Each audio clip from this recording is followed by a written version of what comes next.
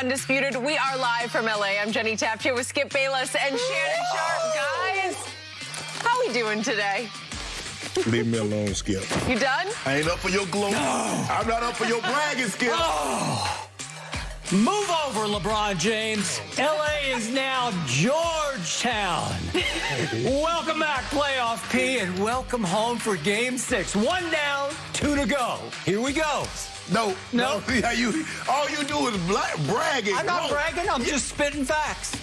Your Did you just say move over LeBron? Yes, I Playoff said P that. is here. Okay, I just wanted to make sure I heard you correctly. All right, Playoff P, he showed up last night, and that has everything to do with why the Clippers got the win, and they have begun yet another comeback attempt this postseason. Paul George led the way last night for LA with a game-high 41 points to grab the 116-102 win in Phoenix. Marcus Morris and Reggie Jackson combined for 45 points as the Clippers were able to lead for a majority of the game and force a Game 6 tomorrow night in L.A. So, Shannon, what is the biggest reason the Clippers won this one? Skip, I did not see this coming.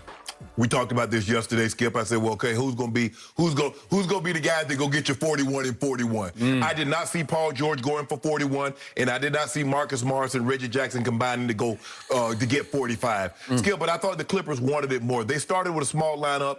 I don't know, maybe Zubac was hurt. No, he is hurt. He's hurt. He is. Okay, so they started with a small lineup. Sprained knee. I don't know. I'm thinking that, you know what, they're gonna punish him inside. Ayton's gonna eat. They ain't got no big. Boogie, they don't want to start Boogie. Boogie can't play no 30 minutes a game. Yep. He'll come in, if they play Boogie, they'll play Boogie probably 15, maybe 15, 20. I agree with everything you've said so far, and I had all the same emotions as the game was starting. I said, man, Ayton about to eat. If he had 19 and 22 against Zubac, agreed. He might get 30 and 20. He just might. But I thought the Suns thought just by being home, playing in front of their home crowd, that the Clippers were just going to roll over and say, you know what? They're going to be done. And that didn't happen. You know a Ty Lue coach team is not going to quit, Skip. Not until the final minutes of until the clock runs out. They're going to play hard. But I think the thing was with Paul George was magnificent. There's nothing I can't say anything bad about Paul George. He was magnificent. But I thought the key to Paul George was Marcus Morris getting off to the start that he got off to. They played through him, Skip. They was posting him, and he was doing work.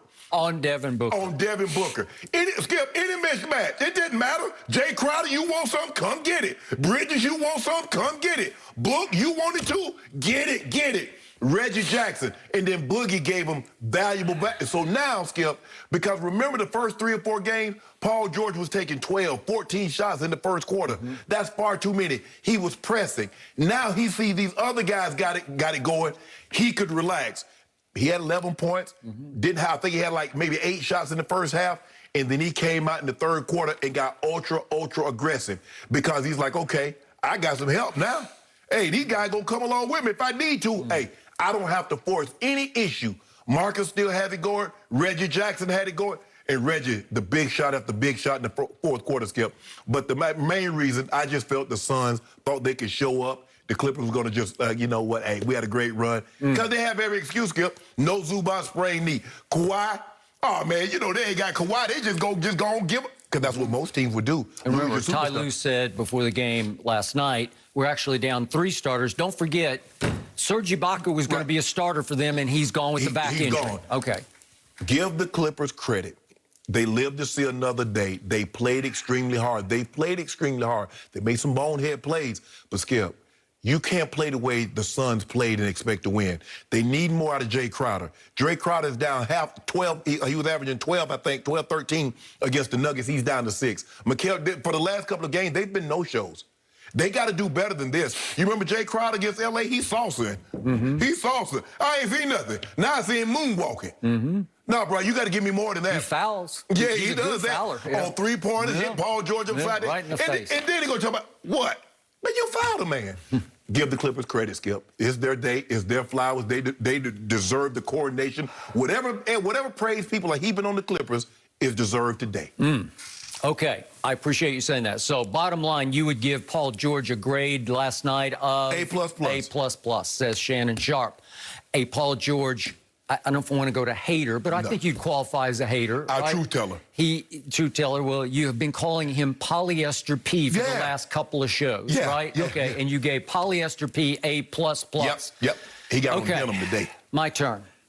So, at this moment, Paul George has now played 130 more minutes than any other player in the playoff. 150 more minutes than anybody on his team. Second, Reggie Jackson. Think about that. 130 more minutes than anybody who's playing in the playoffs. And I feel like I've played 130 more minutes than anybody playing in the playoffs because the Clippers have worn me out. Never in my life. You never know. Have I ever been so frustrated, so tormented, so baffled, found it so excruciating to root for a team as I have for this team through this playoff run.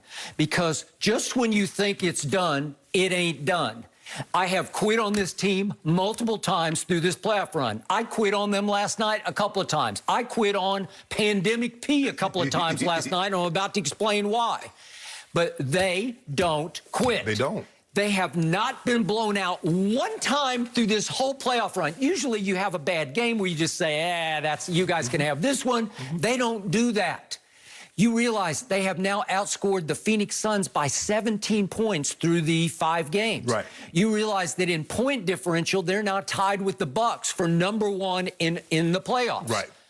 Okay, there's something going on here that is right, even though it often feels so wrong, because you cannot get them out of your hair. You try, as Chris Paul said after Game 4 at Staples, they just don't quit. They got a lot of fight in them. So I don't know, all the cliches, whatever, and it starts with Ty Lue. I agree with you, but just when you think you can trust them, you can't trust them, and just when you want to write them off, you better not. But that's my bottom line. To Chris Paul's point, wouldn't you think you would take them more serious than what you took them last night if you know they don't quit? You just uttered the word on Saturday. They don't quit.